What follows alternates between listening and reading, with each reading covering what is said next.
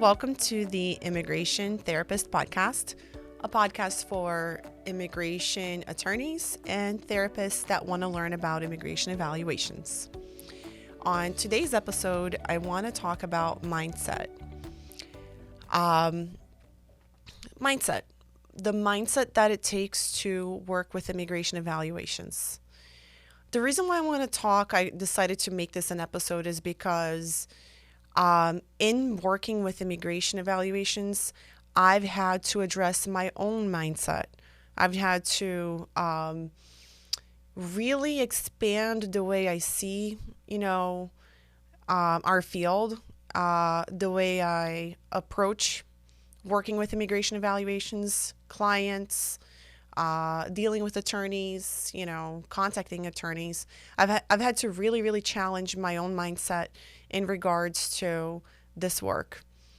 And that's because of our training as therapists. Don't get me wrong. I love being a therapist. I love it. I really don't see myself doing anything else. I still, like I mentioned before, I still see clients. I do have my agency. I see clients. I see kids, adolescents, adults. I have a couple of therapists that work with me. I have a psychologist that works with me. And I just love the field. I love what we do. I love the idea of analyzing and helping someone and, taking a client from their presenting problems to discharge date. I just love that. But the reason why, again, I've had to really challenge and take a look at my mindset when it comes to immigration evaluations is because we weren't really taught how to do business in grad school. At least I wasn't in my school, and that's the same that I hear from many, many, many, many other therapists that I know, that I've heard, that I've talked to on social media, on Facebook groups. We weren't really taught how to handle business, how to learn, business, how to have a business. We weren't really taught that. And by no means am I, trying to come off like an expert in business. I'm not. Maybe it's my imposter syndrome speaking, but I definitely want to talk about the business of dealing with immigration evaluations because it takes a different mindset. The first thing I want to address about that is, like I mentioned on a different episode, we aren't dealing with therapy clients. So that's the first thing that we have to stay aware of when we're dealing with immigration clients. We're not dealing with therapy clients. And you'll see that, you'll feel it even in the way when they contact you. There's no chief complaint. There's no chief complaint. There's no presenting problem per se. There's no I've been really anxious. Haven't been sleeping, and I'm struggling, with my appetite. You do hear that, but that's not the primary chief complaint. The primary presenting issue. The primary presenting issue of when an immigration client calls you is because they want a a report for their immigration case. So you'll get right off the bat, you'll get questions about how much you charge, how fast you turn in the evaluation. Sometimes you'll get how deep and how long the evaluations are, how many pages. You'll get questions about your credentials, how long you've been doing immigration evaluations. You'll be asked to contact their attorney, their legal team, their paralegals. At the end, you'll be asked to make corrections. And so all of this, we weren't really taught in school how to do all of this. So in today's episode, I definitely want to challenge that, your mindset, the mindset around dealing with immigration evaluations.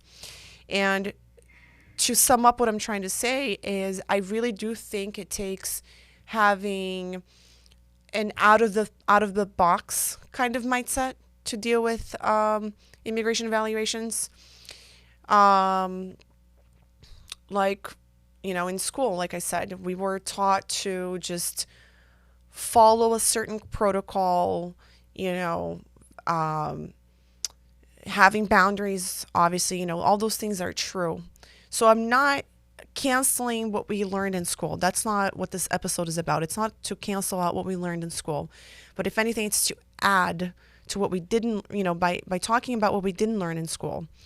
And thinking outside of the box entails, understanding that part of doing an immigration evaluation is calling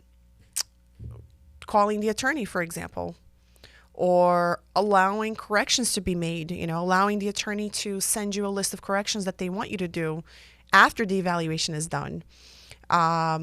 I've heard, I have many friends therapists that do immigration evaluations, and I'm a part of a few Facebook groups of immigration evaluations therapists.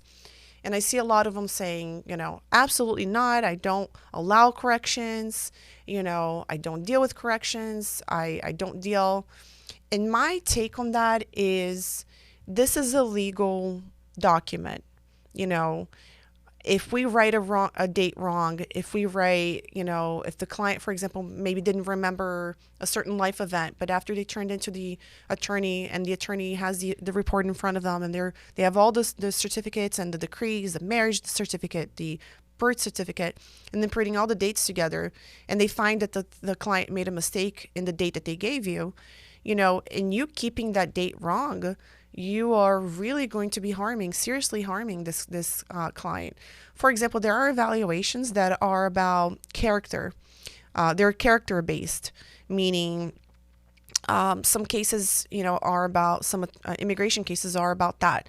Part of it is talking about the client's character, good morals, addition to society, and if something's wrong, a fact is wrong on the evaluation, that will go directly against the idea of good morals and being a good, active member of society.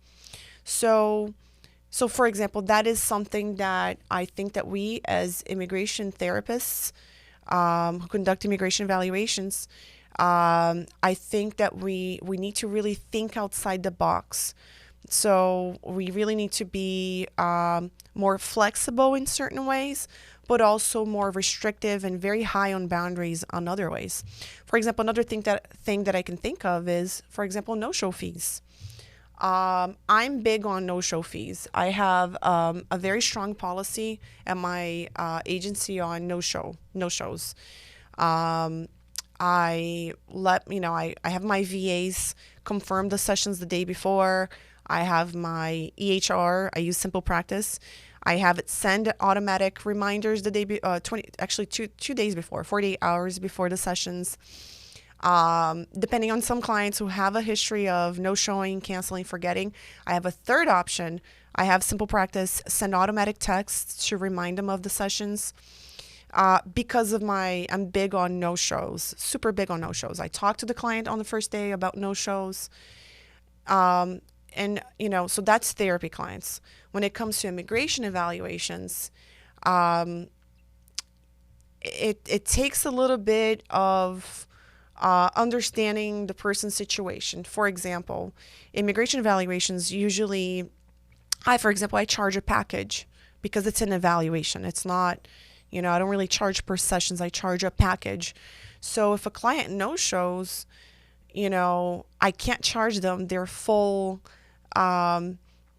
evaluation price as a no-show fee. I can't do that. I mean, I personally don't do that because that's, I don't even see how I would be able to justify that, charging someone a full evaluation fee as a no-show fee. So you have to be a little bit creative, and you have to be, again, client-centered. You have to be aware of the reality of the client, the reality of the case, meaning it being an immigration case, and you have to be business-oriented. You have to come up with solutions to prevent that from happening. For example, my no-show fee, and I always tell clients this, my no-show fees aren't about collecting on sessions that I didn't see the clients, on not seeing clients. That's not the intent of my no-show fees. My no-show fees, that's the reason why I have very strict no-show fees, is because I want to see the client. I want to set them up in a way where we do everything possible so they can come in and I can see them and I can accommodate them and I can find a better time if what I schedule doesn't work anymore. So that's the justification behind it. I want people to come in. I don't want to collect on them. I don't run a business, we don't run a business on people that don't come. We run a business on people that come and on retention rates and things like that. So when it comes to immigration evaluations, you have to be a little bit more creative. Like I said, I don't think it's ethical. I personally don't think it's ethical to charge a no-show fee in the amount of the evaluation. So how do you handle that? For example, you also have to understand you're a business and you have a business that needs to run and there needs to be income and profit. So, for example, you have to be creative when it comes to how you talk about no-show fees, how you prep a client before they actually book with you, how you show them before they even come in that you know exactly what they need.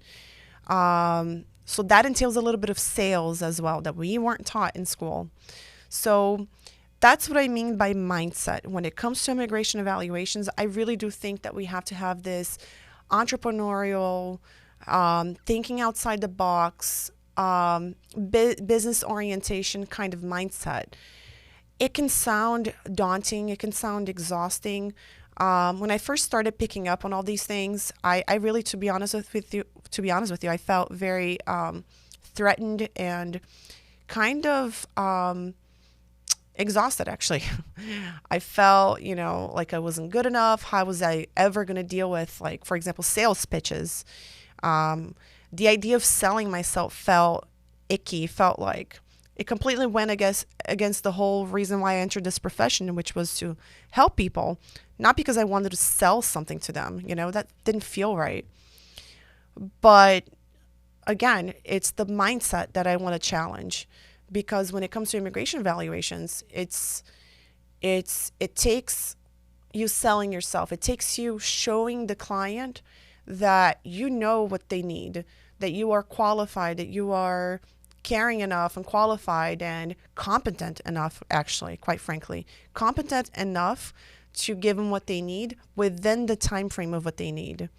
So that's what I wanted to say about mindset. It's important for us when dealing with immigration clients to think outside the box. I'd say I think a way to sum it up is to think about the business side of things. Obviously, you're not, like I mentioned before, I'm not suggesting we take away from what we learned in school. What I'm suggesting is that we add to what we learned in school, which is incorporating the business aspect of things and understanding that, yes, you're going to have to be a salesperson. Yes, you're going to have very firm boundaries. Yes, you're going to have to be a little bit creative about fees and how you deal with no-show fees, and even your intake paperwork. You have to be willing to go the extra mile, for example, to include things on the intake paperwork that you don't include for regular therapy clients. So that's what I mean about thinking outside the box. It can sound daunting, but to be honest with you, once you embrace it, once I embraced this business side, this entrepreneurial side, honestly, I loved it, because there's a lot of creativity that comes with it. You get to be creative. You get to think outside the box. You get to mold your business your way, to cater to your clients your way. It's almost as if you're branding yourself when it comes to immigration evaluations, hence the podcast. But, this is an idea, the whole thing of mindset. When in school were we taught that we were allowed or that we could promote ourselves in this way? So that's what I mean about mindset. So I hope that helps. And thank you very much for listening. Don't forget to follow us on social media and on our on the internet. So our site is centerforimmigrationevaluations.com. And of course, I'm not going to get this right, Jesus. But I promise one day, maybe by the 1,000th episode, I'll get my Instagram right. But here it is. follow me on Instagram on immigration underscore evaluations underscore center. Immigration Evaluation Center is the name of the my account, and this is the logo I have when you look me up on Instagram. Talk to you soon. See you next week.